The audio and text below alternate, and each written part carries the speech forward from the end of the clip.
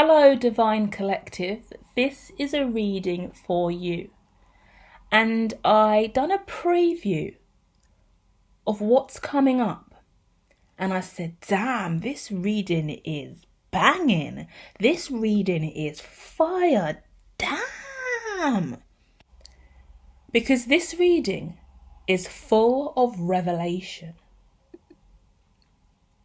You are indeed trapped with the others.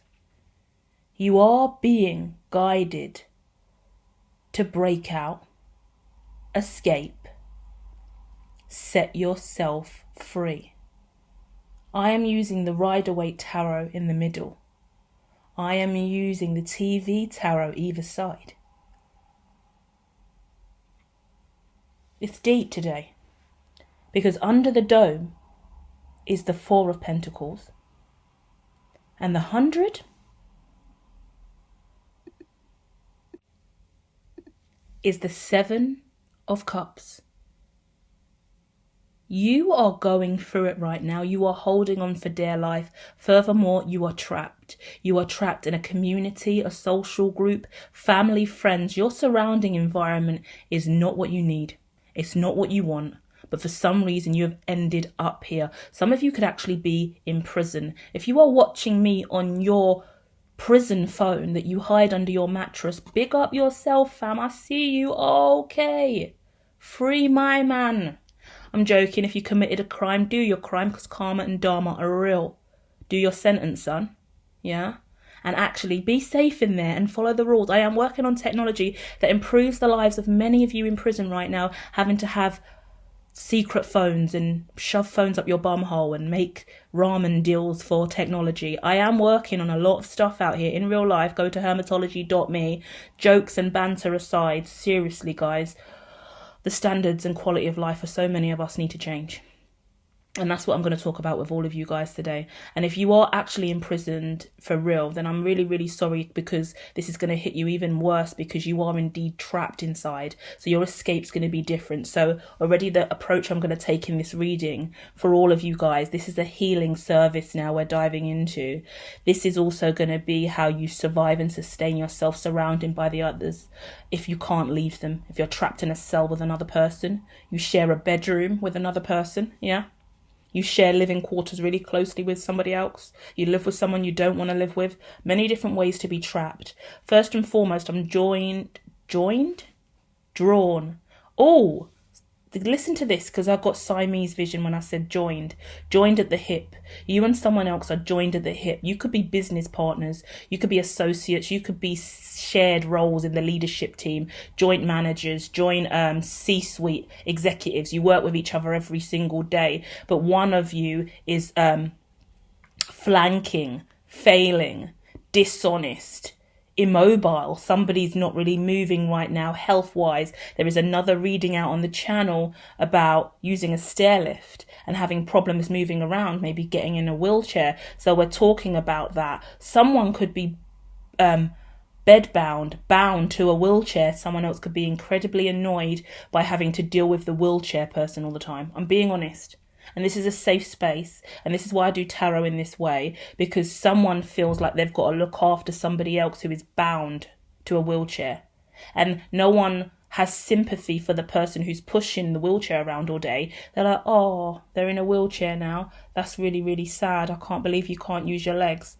But the person who has to carry that person through the wheelchair, deal with that person's emotions of being in a wheelchair, there's burdens there. I want you to use that wheelchair as a metaphor with me as well today, guys, because there's people around you that are grieving, struggling, and going through stuff. I got dishonest in my head, but you're still having to associate and be around that. And for some reason, you can't leave. As soon as I came in, I looked at the cure of this story and I went, well, just fuck it, leave, right? Straight away, I'm going, we've got to get you out. When I look at Under the Dome, we're going to have to help you escape. Instant. That's me. Being me more than being the sage, the seer, the clairvoyant, the mystic, the intuitive reader, the psychic medium. I put that aside and I just used my analytical brain and went, well, fuck it, let's escape. But if you knew that and you could do that, you would. So we're here for a deeper purpose today, and this is a much deeper reading. Like I prophesized at the beginning, going, this is a real revelation before I even tapped in with you guys. and we united through the collective consciousness. Now we've really set the foreground for our conversation today. I am also bringing the inside outside and the outside in. So you're going to hear some noise in the background. There's a lot going on in my surrounding environment, and I'm practically outside at this time. So if you do hear beeping and hollering and hooting, it's because the real world exists around me and I'm bringing it in today. This isn't the soundproof booth we occasionally use, okay?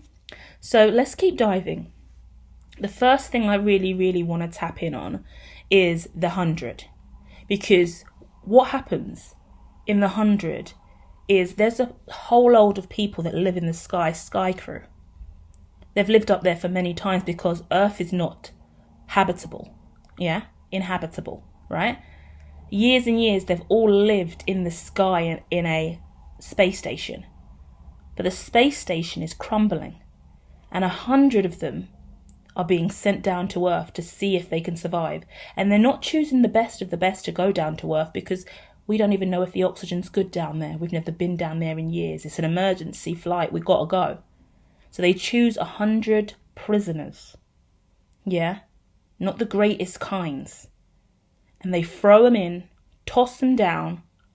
And actually there's people in there that are not necessarily criminal, but hey-ho. Some people are innocent until proven guilty. And the justice system is fucking flawed, people. The justice system is flawed. So if you are actually an innocent person in prison, I feel really sorry for you at this time. There's a need for you to study your law books, read up and learn. There's always a reason when you're in captivity. I'm getting the visions of shipwrecked coming in as well. Castaway, shipwrecked, all of those kind of movies where you're marooned on an island, if that's the right word. I want to talk about monsoon season as well, but that's a very different topic. But these are the conversations coming up today, because when I look at under the dome in this image, I also see, oh, we're heading into monsoon season. Cover up all of the windows and doors, get the shutters on, get ready, because we're going to be hit heavy. Yeah? Under the dome specifically, suddenly out of nowhere, a dome comes down, cuts off this town from the rest of the world. And everybody's caged in. And they cannot leave. They've got family, loved ones, everything they need on the outside. But whatever's going inside is even more sinister. You can't even have contact with the outside world. And a lot of people inside are not who they appear to be. And more than anything, there's supernatural, mythical, mystical things occurring over and over again inside the dome. We're talking about extraterrestrial life and things forming, a whole underworld going on underneath this dome. So I'm connecting with someone. Once again, crimes cropping up. I've done a few thumbnails and covers for a few readings coming out over the next few weeks. And there is some crime coming up as well. So if you're related and connected to crime, hit subscribe and like and the bell now, because I've got some crime content coming up, connecting with people who have been engaged in crime in some way. And I haven't even read it yet, but I've done the covers and I can see we've got some interesting stories, okay? So lock in. Let's continue to unravel this ball of yarn that is your life. Let's continue to weave through this onion, because it's stinking up the blood clot place. First card, past energy, Chariot. You moved on. You moved away from something very, very significant and incredibly important. Your life changed because of this move. You moved locations, house, address. Some of you moved abroad. Some of you moved into a Christly, holy position, a church. Joined a church, joined a choir, joined some kind of sermon service, some church, whatever it is, you joined it. Some of you guys moved to another country, moved home, changed addresses, got a new car, changed the way you were looking, changed the way you were showing up, changed your sex. Yeah? Changed your gender label, changed your sexual preference. All of you are changing in major ways. And as a result, you're now moving on from that. But as you've been moving on, and some of you, I'm being told, this is between the now moment and the future, because you've already done a major move and a major change in your life. As you've done that, karma and dharma have caught up with you because you've chose to align to the Most High. So what you've done is you've moved away from wanting to be underneath this dome, yeah? You've taken the action to get away from this as best as you could, because it tells me you're still bound to this circumference, this area. Under the dome, there is no real way out, but there are other places under the dome to go to where you're less affected. You touch the wall of the dome, you die practically, right? But there's layers to the earth that are found, caves, deeper layers underground, different areas where the signals and transmissions are different. So you chose to move in a direction where life was better for you based on the circumstances and surrounding environment you were accustomed to. But still with that move, you are now or heading into a serious era of resistance. You have to resist temptation. You have to resist fraud. You have to resist foe. This is a big deal. Listen to this. Around you are many, many foe, but they present as friend. Some of you, if you have foe around you and they are presenting as foe, you're one of the lucky ones. That's how deep this is. You got haters around you and they're outrightly hating you, trolling you, talking to you like shit, telling you they don't like you and your regime and your life and your hair. They shit on you daily. In this story, you're the lucky one. Because unfortunately, for someone I'm connecting with here, you have a load of, hoes, foes, haters. But in this instance, they're acting like they are kin, family, loved ones. They act like they care and support you. Some of them pay you, some of them fund you, some of them sponsor you. If you're like into advertisements, an ambassador, an agent, someone gets you jobs, but they hate your personality. Do you get what I mean? I get that energy. This stuff I've been seeing on the timeline lately, stuff that's been cropping up to me in vision, is really that energy of being someone significantly powerful and important, well known and recognized, loved, and you've got this air of self-love and self-worth and self-respect and confidence, or you're well known in the public eye, and it's not like you're humble about it in other people's opinion, because you just exude that vibration of awesomeness and you just get given the crown, you get given the light. People call you out on stage, people call you for advice, but they don't really like you, because when you're around, you're the center of attention. When you're around, people want to talk to you. You're the light in the room. So you're potentially the richest one in the group, the most dominant, the most powerful. I get the one that does the best writing of bars or lyrics or song or flow. You come up with the best content. The videos that you make's greater than the others. So resentment builds is the point.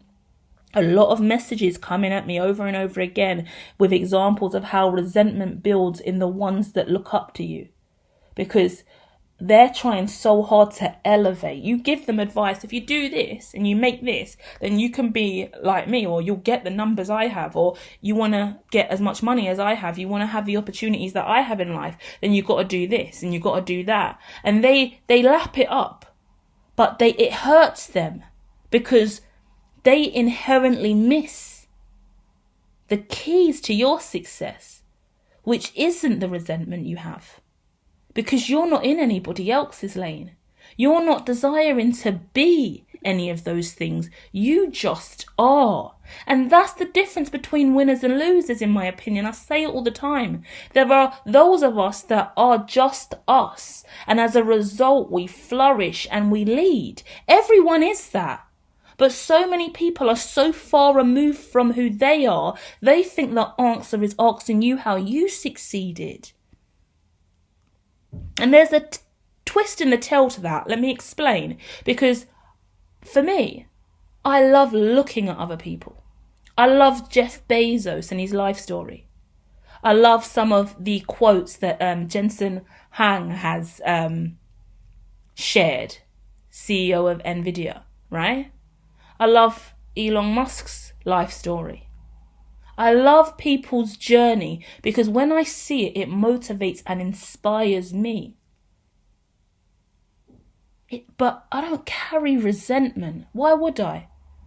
But Jeff Bezos is richer than me, way richer than me, and built something amazing.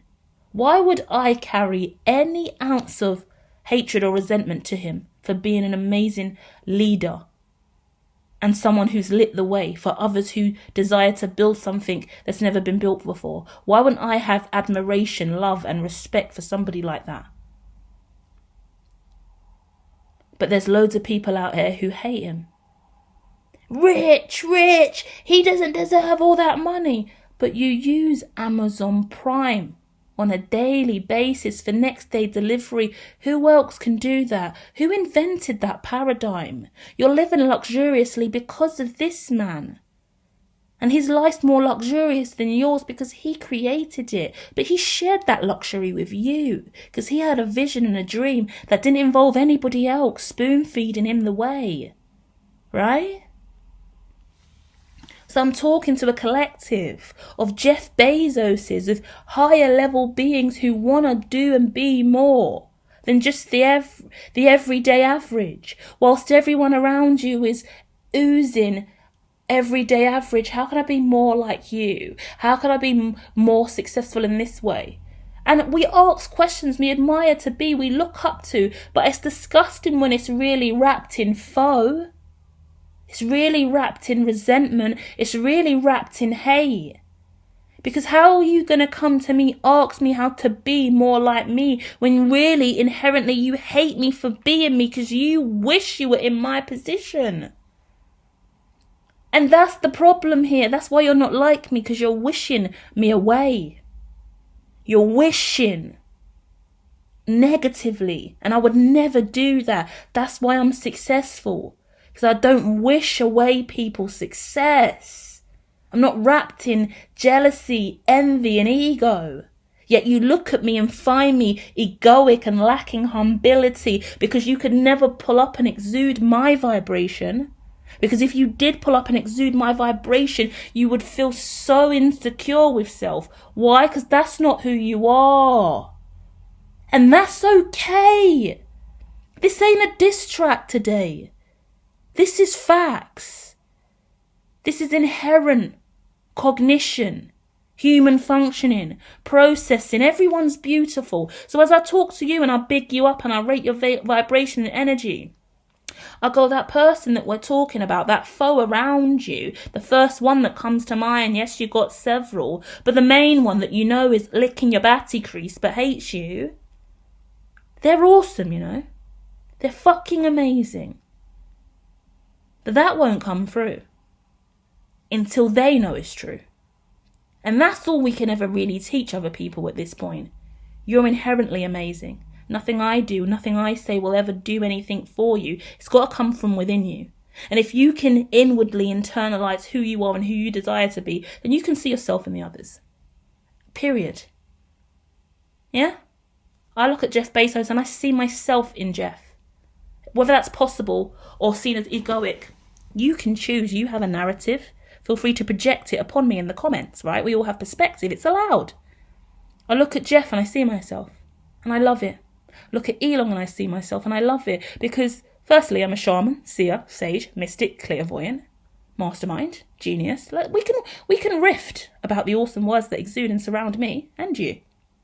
But the truth of the matter is, I see the beauty in what it means to manufacture and create and go within and desire for more and take risk and want to pursue something that the world has never seen yet.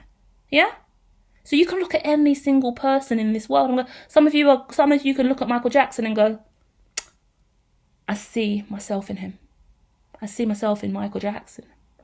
Yeah. I see myself in Rihanna. Yeah. I see myself in Beyonce. Yeah. I see myself in Donald Trump. Yeah. I see myself in Elon Musk. Yeah. That just means you are more conscious and perceptive to the fact that everybody here is human And we are all made up of atoms, photons, electrons, yeah? Nodes and strings. Simple as that. Clairvoyance is a gift because we see aura and we see energy and we see beyond the everyday, which allows us to believe in more.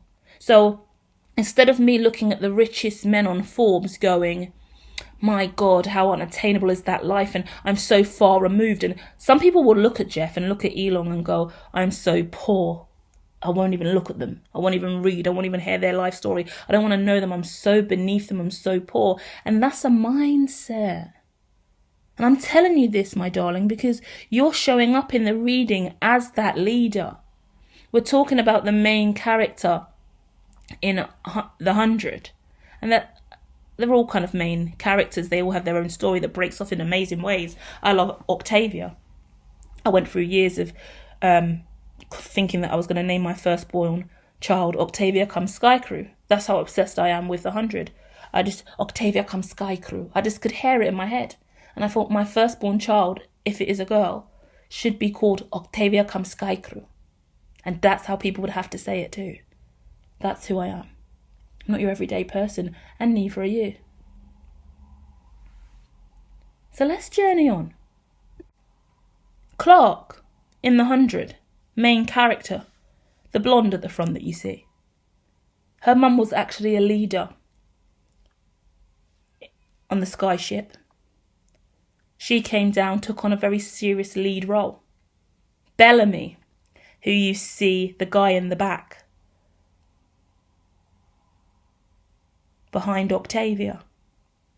He was a right beep in the series, always ripping people off, always really cunning. But in some instances, like in season 1, I won't ruin it for you if you haven't seen it, he took the rap for a murder he didn't even commit. People assumed it was him, put self-fulfilling prophecy on him, accused him of murder that he didn't do, and he ate the bullet because the person that actually done it was a lot younger than him, and he didn't want her to get found out.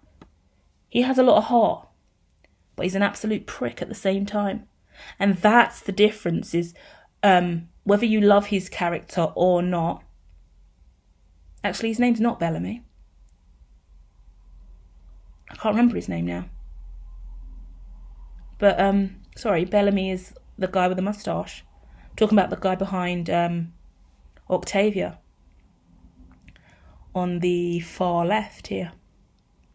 But we're going to keep going with the story. I just wanted to highlight their stories are so significant. And specifically Clark always making the deals and the negotiations and getting things right. The pressure does come down to you and everyone looks to you, even though that wasn't something you signed on the dotted line for. You are a born leader and that transcends. So honor that. Use that. Know what that really means for you, because everyone around you, 7 of Cups that card represents, everyone around you is frequently in their head and hasn't got their ducks in a row. You're the duck in the row. Yeah? You know when people say, get your ducks in a row? This is Inception. You are the duck and all the ducks are quacking and you're the only one that can get the ducks in the row. Or even worse, you're the only duck that stands in the row. Even worse, because that means there is no row. It's just you standing there while the other fuckers are quacking left and right. That's why everyone looks to you, because no one's got their shit in a row, but you can stand still. But the row, it never seems to form, and there is never a row because everybody else is still quacking amongst themselves. The Judgment card talks about the biggest interference in your life. And the Judgment card represents a renewal, a awakening, a massive rebirth. And in this instance, it lets me know that over and over again, every single time you move on and you get to a place of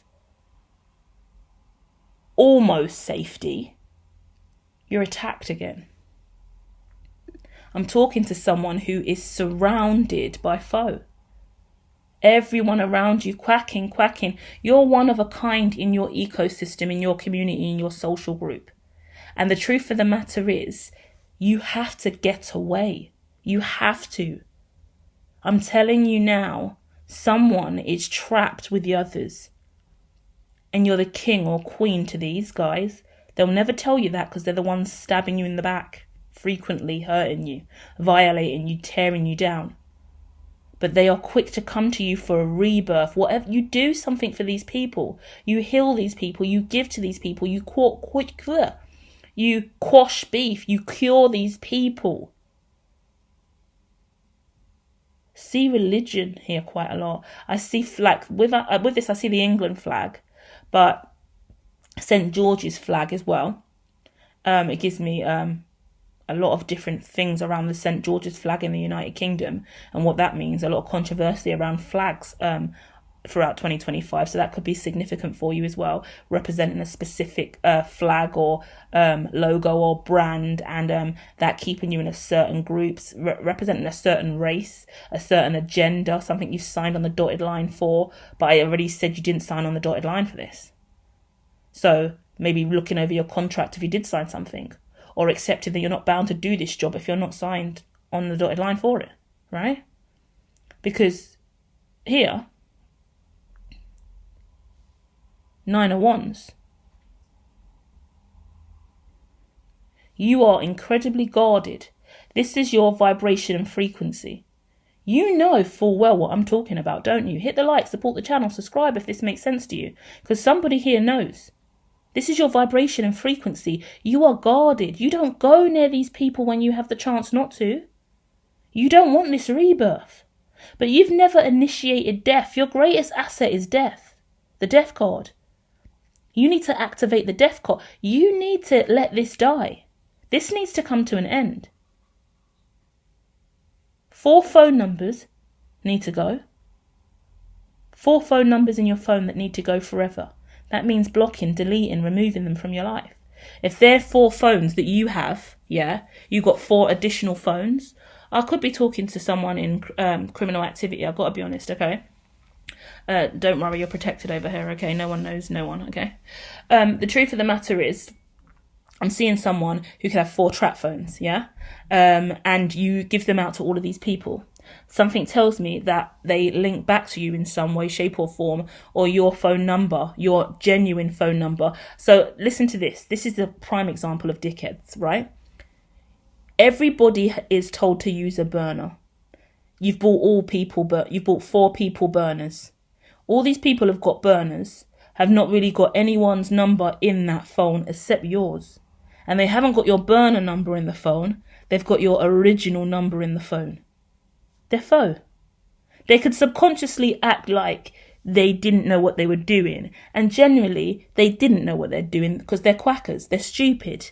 But they needed to get to you. Once again, you're the king or the queen. The kingpin in this instance, if this story is genuinely for you, right? And they've just put your number in there because they need to get you quick. And because they're always blowing up your line and they don't know what to do next, so they need you. So they've been naive and stupid enough to go, right, this is my trap phone. I don't need no one on it, but hold on, wait, I need the boss on it. And the boss said don't use his number, so I'm not going to use the burner. That would be silly. I'm not going to put the boss's burner number in here. Let me use the boss's real phone. It sounds stupid, but that's what you're dealing with. And that's obviously a metaphor. For some of you, it may not be. Crime's coming up in some of these readings. Under the dome, there's a lot of crime, And you resist connecting with these people quite frequently as well. This is also could just be a WhatsApp group. It could be people that you know from a WhatsApp group that have taken your number out of the WhatsApp group and tried to connect with you more personally. And for some WhatsApp groups that you're in that you might need to leave behind, some kind of social network community. I get a bunch of influencers that all work together and work on collaborations, and you're the most kind of famous, biggest numbers, most recognized in there. It's not like a flex, like you're not trying to be, but you blatantly are, and people are now kind of leaning on you for that. It's like loads of episodes in Jocelyn's Cabaret on Zeus Network, where Jocelyn starts building relationships with all of these women, and then suddenly when they're vexed, even on baddies on Zeus, they're like, oh, they're putting their numbers up on Instagram, screenshotting their numbers. Somebody cloned someone's number and cloned someone's phone, it was just preying everything they did in life, because people are fucked up like that. So it's about protecting yourself. And the example about these people being unconscious that they've got your number in the phone is the most important thing I'm leaving you with, because the divine keep going, no, they are stupid like that. They are unconscious. Yeah. They're not thinking. For some reason, their brains are stupid as fuck. Because why would you all have trap phones and then put my main government line in it? That's a setup. You're trying to blow me up. But they're just genuinely stupid. The need for you is so high. The demand for you is there. And that's why I say we'll never know with some subconscious energy, because the divines go in there stupid. But there's also this awareness of subconscious. If you know about Carl Jung, right? And Freud, and the unconscious mind, the subconscious, the ego, the super ego, the layerings of the brain and consciousness and awareness. We can do things from the unconscious without awareness of it. So if you think any of them are really, really smart and not stupid enough at all to do that, then even they were unconsciously foeing at the time, unconsciously trying to set you up. And they'll tell you a million times they didn't do it with intent, because they potentially didn't. The divines go, and they didn't. But there's always that subconscious, and the subconscious sometimes drives you before you're awake enough. They're so far asleep, they're not aware. But if the police get hold of that phone and they go in it, and all four of them come back to that same kingpin number that is registered to your contract, your credit card, your home address where you live with your family and kids, you're fucked. Yeah, that's the point. That's a metaphor in most instances, but it's a chilling one. And it's talking about letting these four people go, letting these four phones go, letting these four numbers go, letting these four hoes go. This could be bitches, right? I'm going to say it how it is. This could be bitches. This could be hoes. I'm not going to condone cheating, but I kind of get whatever. I don't know why you would have bitches and hoes on your line like this in this kind of secret way. I don't know. Groupies, maybe. I don't know. But either way, they're there. They shouldn't be there. They will set you up. It gives me a little bit of young Philly situation. Yeah.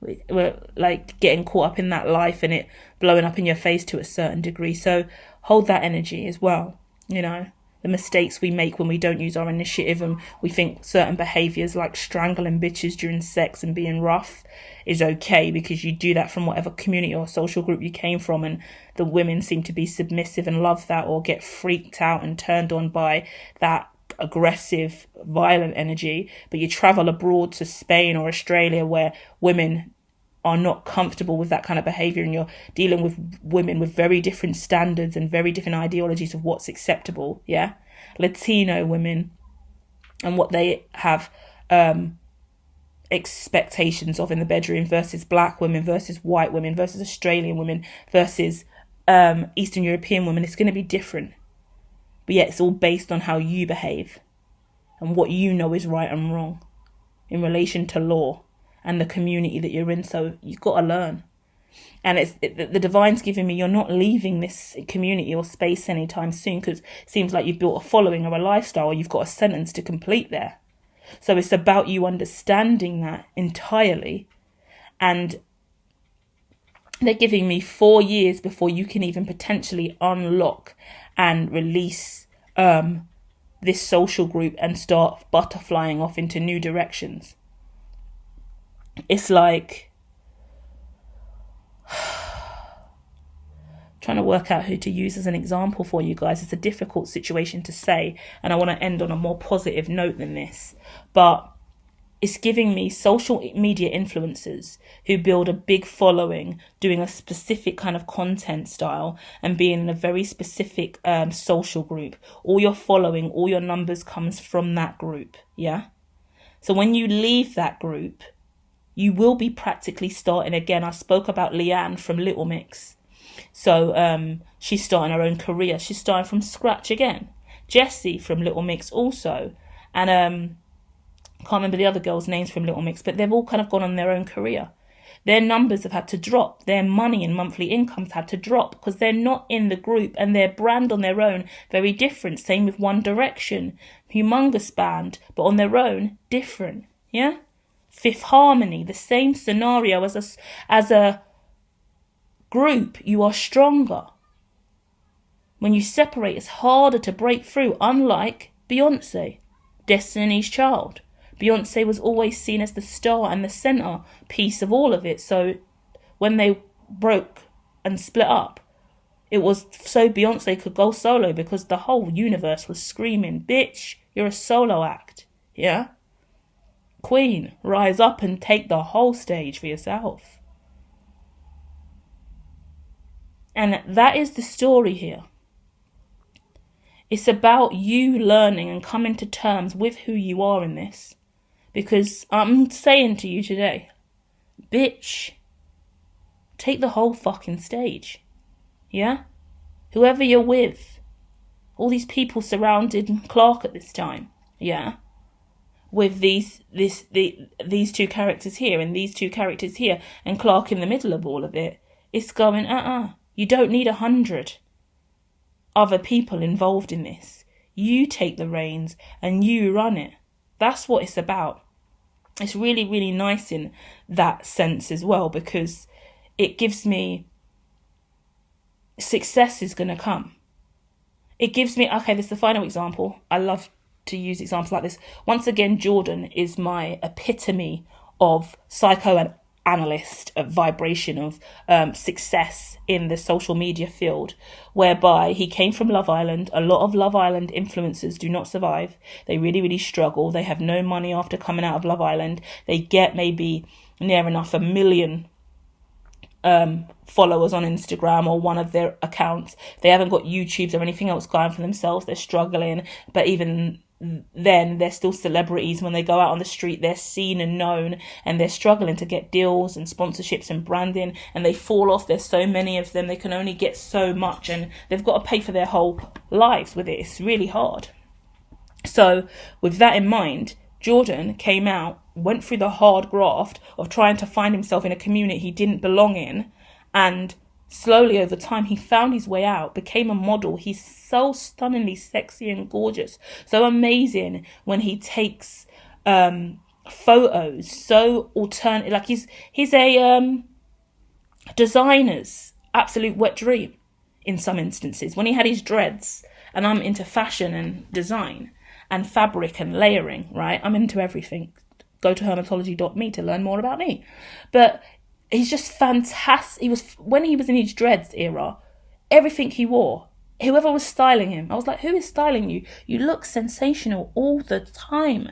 Who are you wearing? What is that? How many layers have you got on? Where did you get that top? And he was going through like this unisex phase where normally a girl would wear that. And in the community we come from, or the community he came from and moved into, doing the kind of content he was doing on YouTube and the brand deals that he had, which wasn't a lot of money at the time, he wouldn't ever be able to wear that. He would get laughed at. He would get mocked. He would get taken. Foe was surrounding him. He was in a faux circle. He shifted, and then he became this stunning, amazing model, so alternative and sensational. Anyone would want to dress him. Do you get what I mean? It was so hot and fabulous.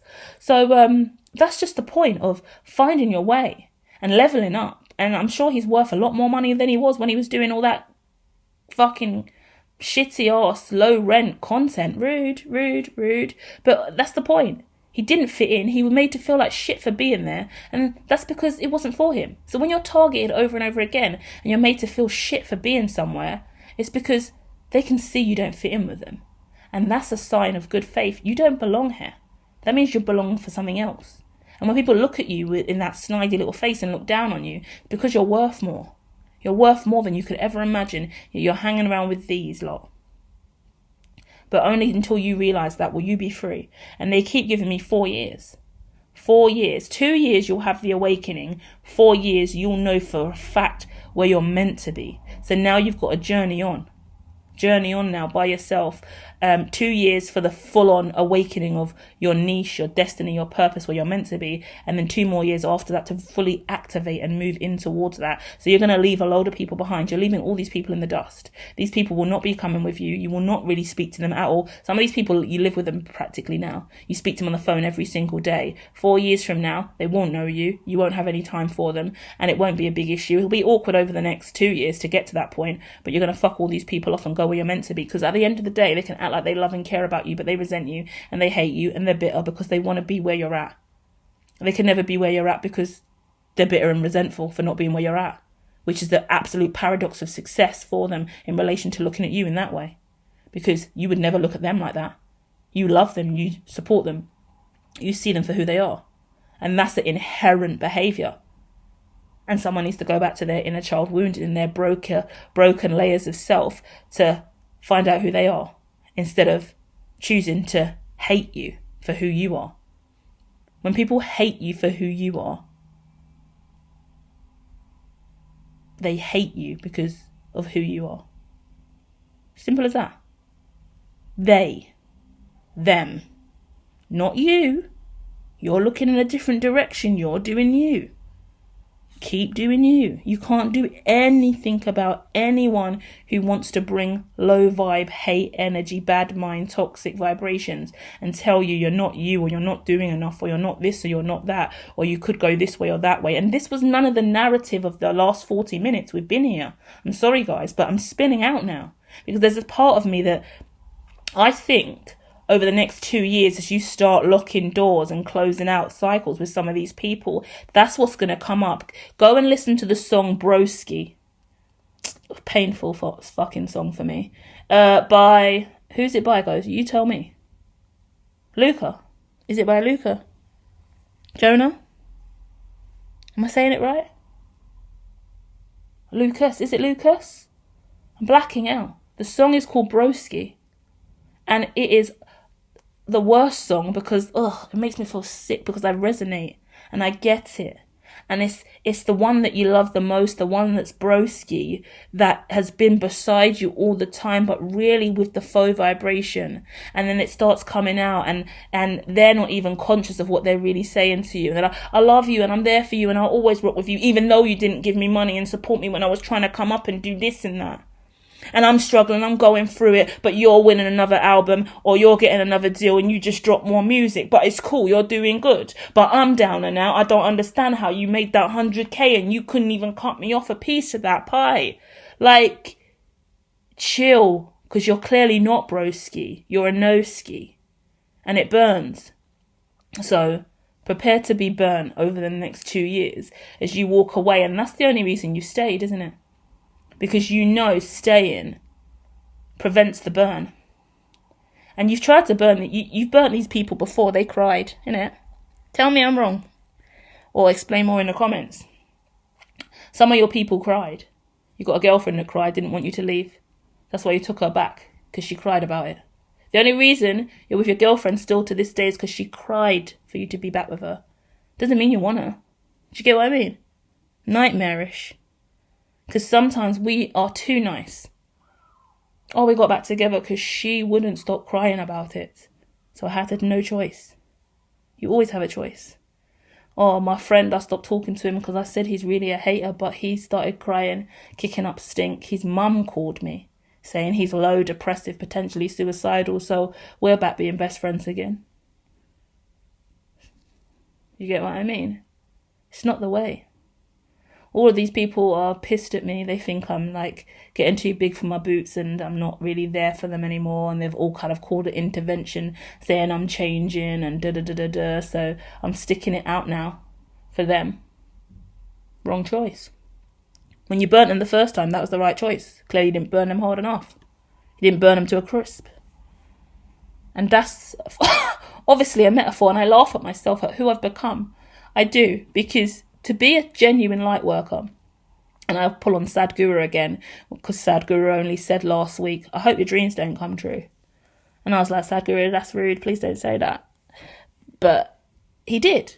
And he said other stuff that was in a tweet on X. Okay, so go check it out. But he said that. And I was like,